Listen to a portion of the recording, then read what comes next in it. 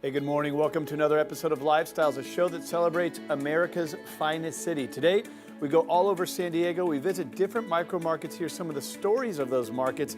Also, we interview some of the best professionals out of all those marketplaces. Let's start Lifestyles right now.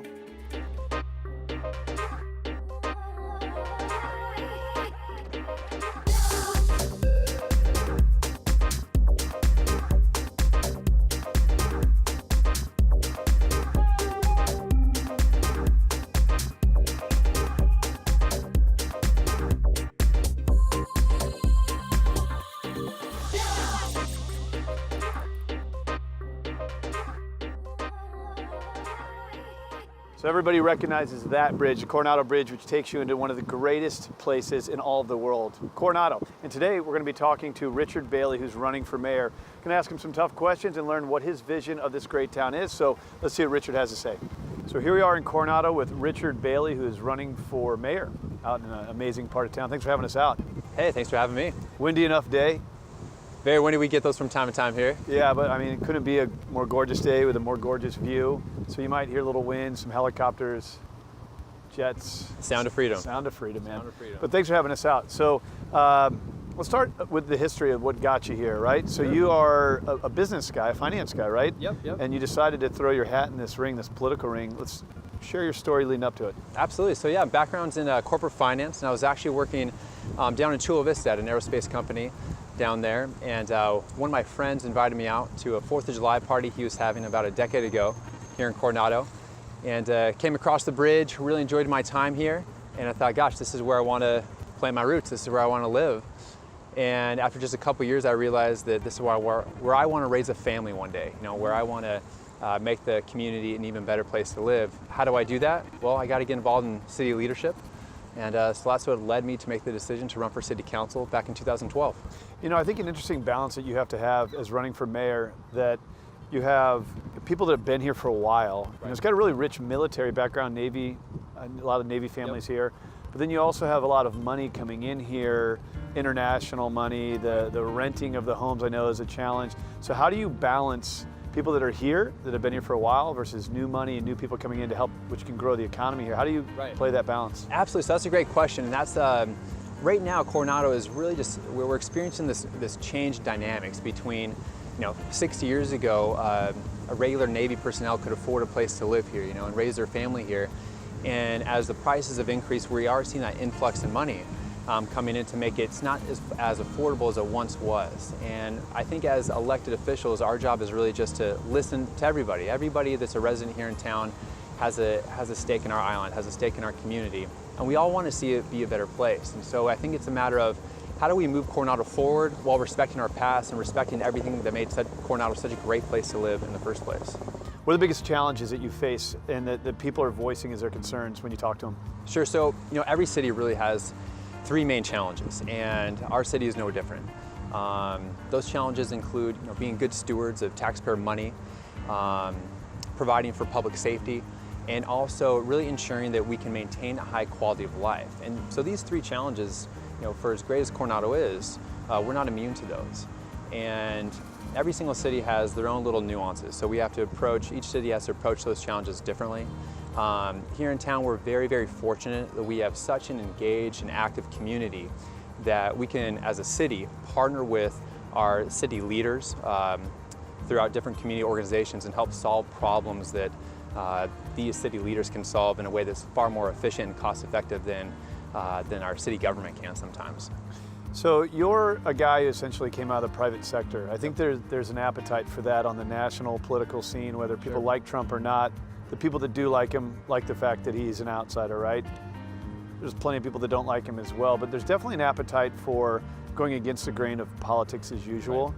So explain how your background, you're going to implement some of the things in your past to be a different type of leader than people are used to. Yeah, absolutely. So I think, we all see things through a different lens, and oftentimes, that lens we see things through comes from our experience. Being involved in the private sector, I'm used to being able to give direction and get things done, and always being aware of new technologies that are around us to help provide a better service for our customers, to help do things more efficiently. and we kind of have to because we're competing against other companies that are doing the same thing. Yep. And so how can we provide better value to our customers for a lower price? And I think bringing that mindset, seeing things through those lens, and seeing our constituents here in Coronado as the customers, and their tax dollars as our revenue to provide them with those high quality of services, that's a lens that people want their elected leaders to see things through instead of just accepting the status quo. How do you like being on the campaign trail? I love it. I love it. You like the hustle of it? There's a hustle, right? There is a hustle. Yeah, you're always hustling. You're always moving. You're always trying to understand what the constituents want. At the end of the day, being an elected leader shouldn't be that difficult, right? You're ultimately responsible to the constituents, and if you simply listen to what they're telling you they want to do, you should be pretty effective at your job. So what does the next couple months look like for you? Yeah, obviously it's going to get more and more heated, I imagine. Yep.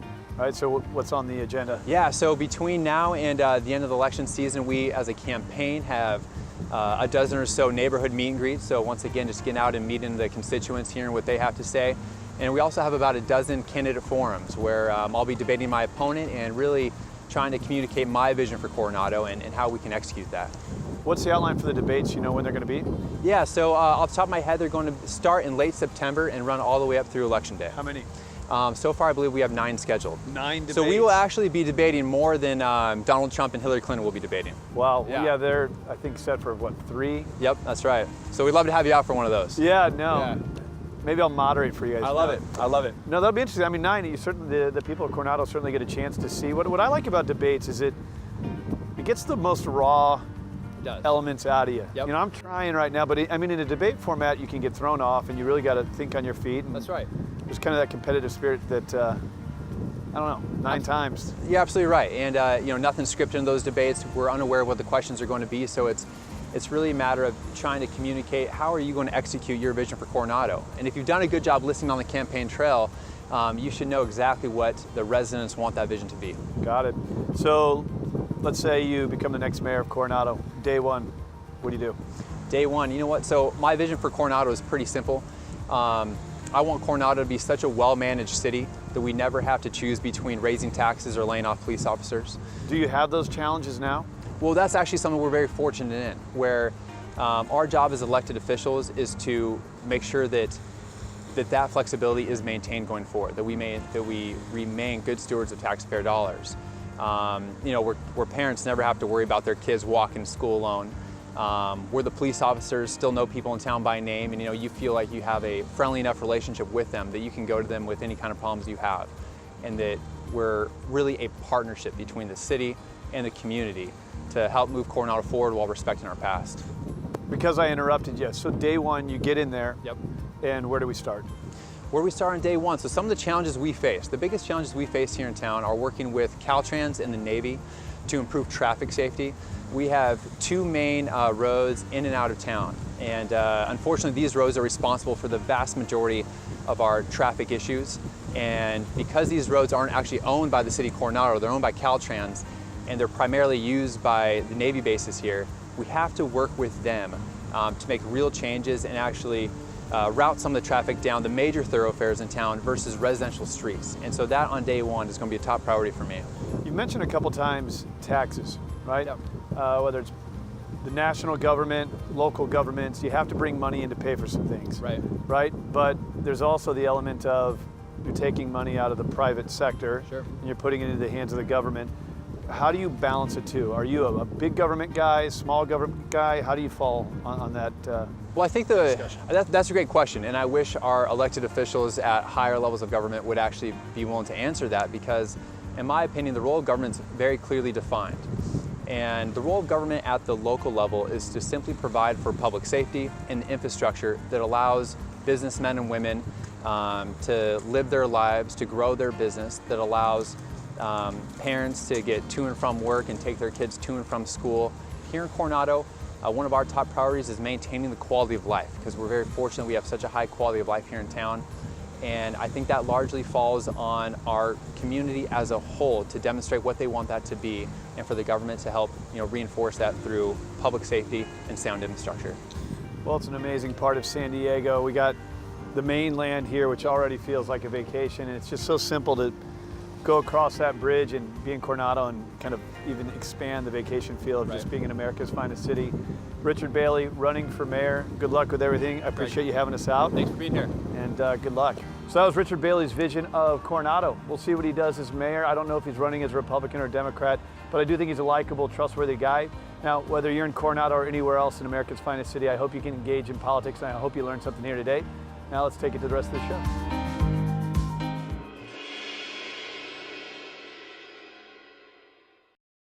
Santee, a suburb of San Diego, is a haven for its residents that value the numerous recreational activities and opportunities this community has to offer. One of the most exciting facilities to come into Santee over the last decade is the Sportsplex USA. Located within Town Center Community Park, it features softball fields, batting cages, indoor soccer fields, and a sports-themed restaurant offering food, beer, and wine. I'm Jem Morris for Lifestyle San Diego. We're bringing you to this sports venue today to speak with real estate expert Kimo Kwantz and the marketing director for Sportsplex USA, Chris Vertrees. We're here with real estate superstar Kimo Kwantz and his special guest today, Chris Vertrees, the marketing director of Sportsplex USA. Thanks for being here, guys. Thank you. Thank you. So we are at the Sportsplex USA in Santee. For those that don't know about the Sportsplex USA, tell us about it. Well, Sportsplex USA opened in 2010, so we're celebrating our 6th year. We've had tremendous success since the beginning. This facility is owned by the City of Santee, and we operate it as a third-party, essentially public-private partnership in which the City of Santee receives a percentage of our gross annual sales, and then we operate the facility at zero cost to the City of Santee. So it really is a win-win situation. Now, you've grown up here. What does this facility mean for the community of Santee? Oh, it's just a great place. I mean, Santee is already a fantastic place to raise a family and have a family. So this added centerpiece and model, right in the center of Santee just sets it apart, to be able to bring your family, kids, sports, get them involved. It's just an awesome piece to have part of Santee. What kind of activities are happening here at Sportsplex USA? Well, we primarily offer soccer and softball, but we offer a variety of other sports as well, including field hockey, lacrosse, as well as activities for children, t-ball, soccer. We do sports for children ages 3 to 14, and then for adults 18 and up. So we have sports activities for any age group over the age of 18, all different levels in terms of skill, playing ability. So we really cater to every player that wants to get involved in an activity at the park. Yeah, you have competitive, not just recreational leagues here as well. Yeah, we cater to both recreational and competitive. On the weekends is when we host major competitive tournaments, so we draw teams from all over the country. In fact, 2 months ago we hosted a week-long tournament drawing 200 teams for a youth baseball event. All 200 teams, that's almost 8,000 people that came to Santee specifically for this facility and to play in that tournament. So we do offer a lot of competitive tournaments, but we do want to cater to the recreational player. We want players to come out not really knowing a whole lot about the sport, but still have a lot of fun.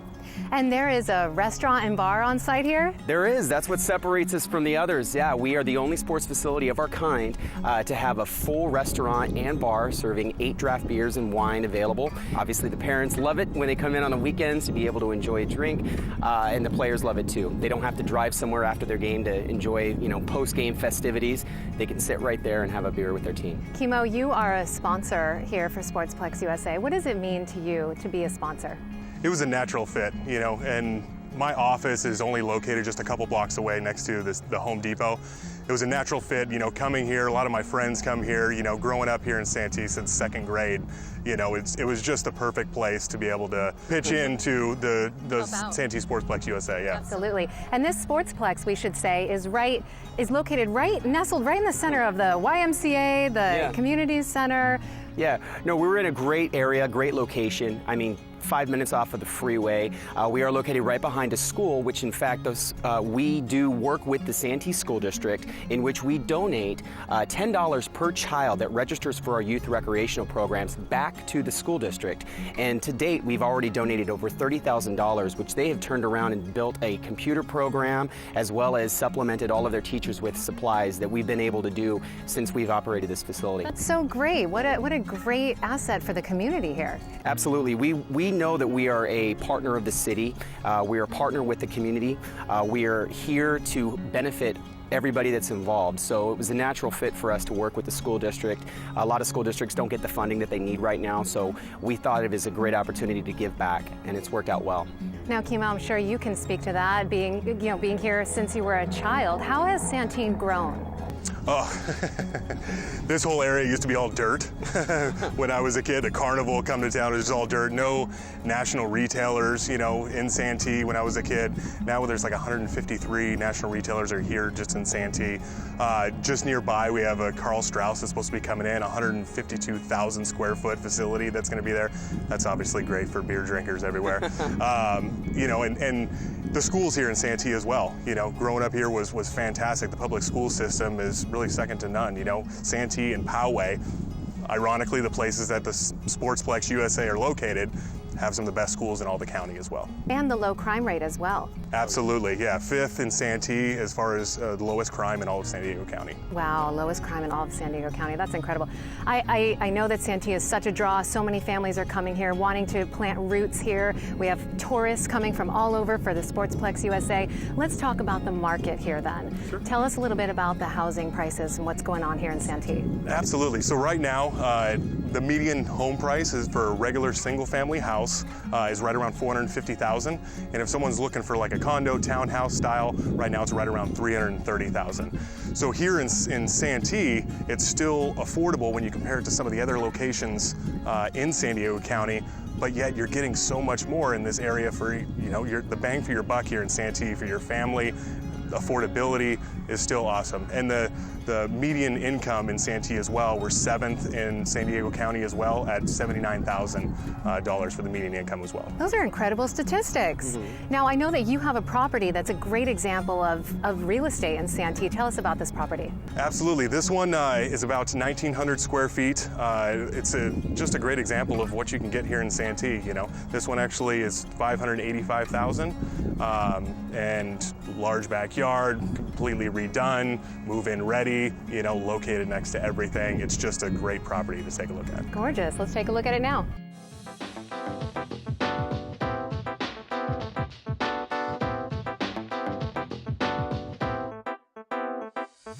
My name is Kimo Quantz, and we're proud to present our newest listing. You may want to call dibs on this one before it passes you up. Enjoy the tour. This home is upgraded and remodeled to a standard that is second to none. From first sight, you'll notice the beautiful curb appeal that this home offers. Making your way into the home, you'll notice that the open concept is at the center of this home. Enjoy family night, movie night, cooking with friends, and entertaining. You can't find a better place than this kitchen. With vaulted ceilings and recessed lighting that makes the home even more spacious, inviting, and stunning. Having 4 bedrooms and 3 full baths, you'll be able to house family, friends, guests without a problem.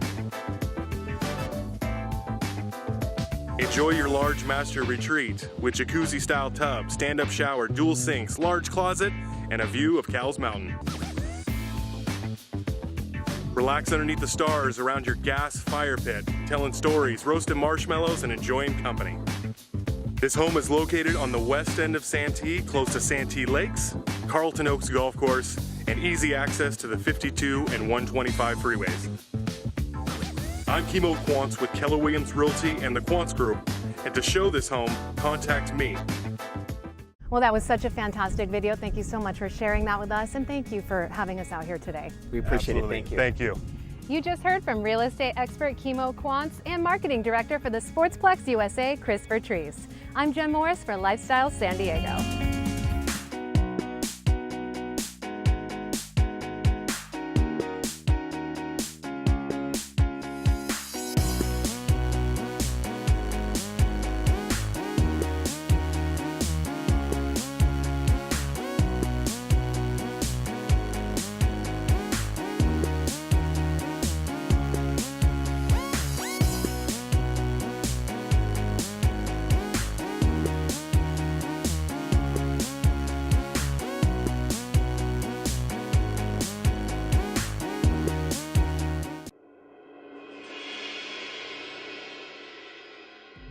Nestled along 7 miles of breathtaking coastline, La Jolla serves up an exhilarating mix of spectacular scenery, sporting activities, world-class shopping, museums, and galleries. Beaches such as La Jolla Shores, La Jolla Cove, and the infamous Black's Beach offer families, couples, and singles a place to relax or do some snorkeling or kayaking in a world-class environment.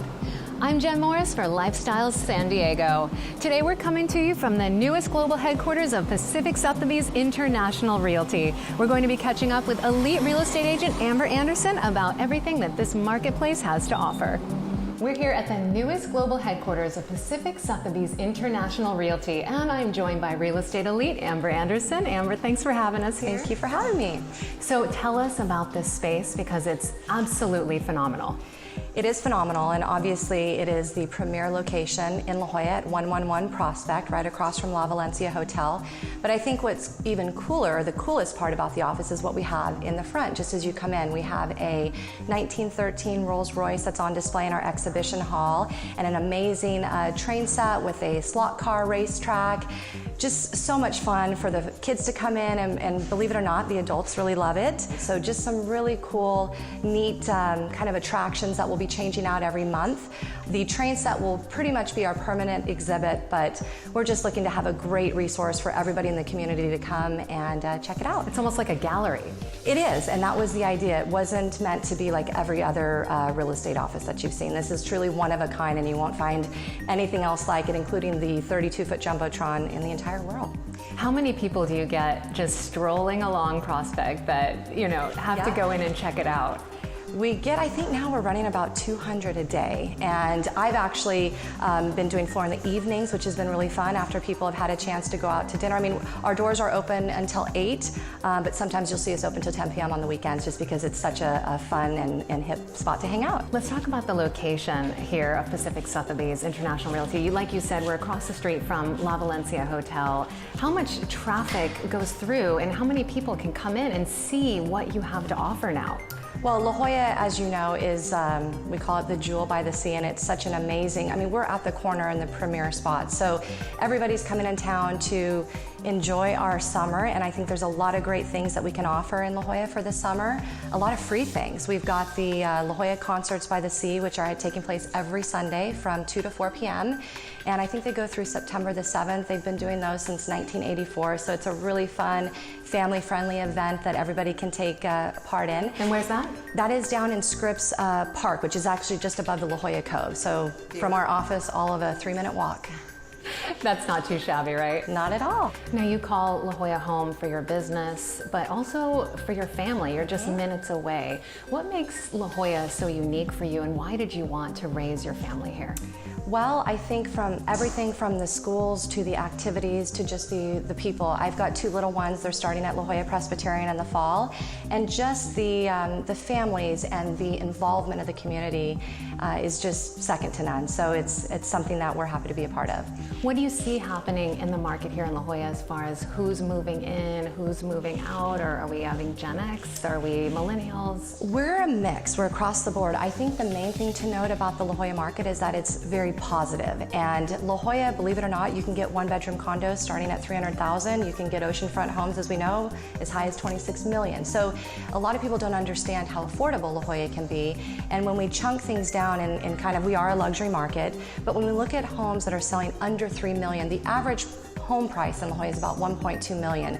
The last quarter we had about 215 sales, which has been the highest in the last 2 years. So positive direction. And if we move up a notch in the 3 to 5 million range, we've had the highest sales per quarter in the last 3 years. So again, positive movement. And of course, I sell in all markets. So when we look at the 5 to 10 million market, we are on pace. We've had 11 sales year to date, and we're on pace to have the most in the history of La Jolla. Last year alone, we had 20 sales in 2015, and 2016 is looking to be very positive. So I think, La Jolla is a seasonal market. We consistently see the second and third quarter being a little bit stronger just based on the time of year and the activity of people coming into town. But with all the new construction that's going to be hitting the market in the fall, we're going to keep a good eye on how things are going. But I think all around, it's very positive for our owners living here in the city. That's so great.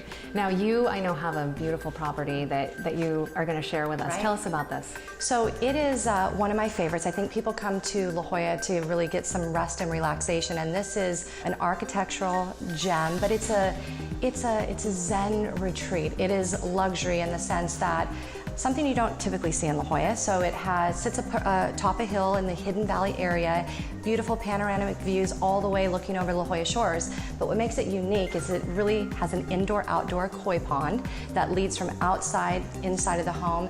There's beautiful shoji sliding doors and these rain chains coming off the sides of the home that are reminiscent of something you'd see in a Japanese temple.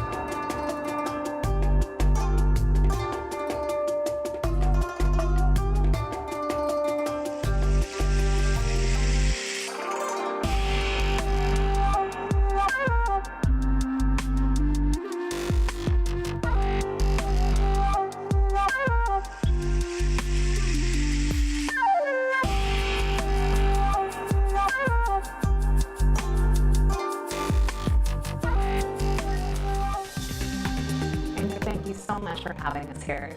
Absolutely, it was a pleasure. You just heard from elite real estate agent Amber Anderson, your local real estate expert out of this La Jolla marketplace. Thanks so much for watching.